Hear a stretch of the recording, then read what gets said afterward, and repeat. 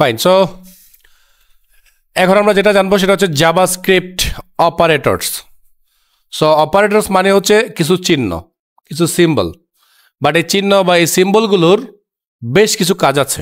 ওকে, so অনেকগুলো টাইপের operator আছে আমাদের এখানে। সেগুলো কি কি?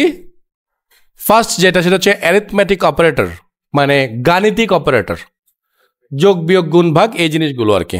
এটা আমরা ডিটেলস দেখবো একটু পরেই। তারপরে আছে অ্যাসাইনমেন্ট অপারেটর। কালকে বলেছিলাম যে আমরা যে ইকুয়াল সাইনটা ব্যবহার করি সেটা কিন্তু একটা অ্যাসাইনমেন্ট অপারেটর। সো এটার মধ্যে বেশ কিছু ভাগ আছে। তারপরে আমরা দেখবো কম্পারিজন অপারেটর। স্যার মানে কম্পেয়ার করবো, ওর চেয়ে বড়, ওর চেয়ে ছোট, ওর সমান ও কিনা, এই ধরনের কম্পারিজন করার জন্য আমরা ইউজ করব কম্পারিজন অপারেটর। আরেকটা আছে কি স্ট্রিং অপারেটর। স্ট্রিং এর কিছু অপারেটর আছে। ওকে, মানে আমরা যে টেক্সটগুলো নেই না, সেই টেক্সটগুলো নিয়ে কিছু কাজ আছে, সেটার জন্য কিছু সিস্টেম আছে এখানে।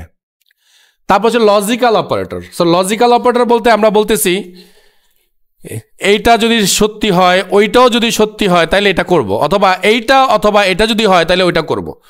এই টাইপের কাজগুলো যখন আমরা করব তখন আমরা ইউজ করবো হচ্ছে গিয়ে লজিক্যাল অপারেটর। তারপরে একটা অপারেটর আছে bit wise operator. Bit related কিছু কাজ আমরা এই বিট ওয়াইজ অপারেটর দিয়ে কমপ্লিট করব। আর আরেকটা হচ্ছে গিয়ে লাস্ট ওয়ান হচ্ছে টার্নারি অপারেটর। এটার একটা মজার ইউজ আছে, মানে আমরা অনেক বড় স্টেটমেন্টটাকে একটা লাইনের মধ্যে কনভার্ট করতে পারবো যদি আমরা টার্নারি অপারেটর ইউজ করি। সো মোটামুটি এই অপারেটরগুলোই আমরা। একটা হচ্ছে গিয়ে টাইপ অপারেটর। ওকে, সবার শেষে টাইপ অপারেটর। সো এই টাইপ অপারেটর দিয়ে আমরা কিছু কি ডেটা টাইপ আছে, ওটার মধ্যে কি ভ্যালু আমরা স্টোর করছি, ওগুলো আমরা খুঁজে পাবো। ক্লিয়ার? সবাই ক্লিয়ার? Okay, thank you.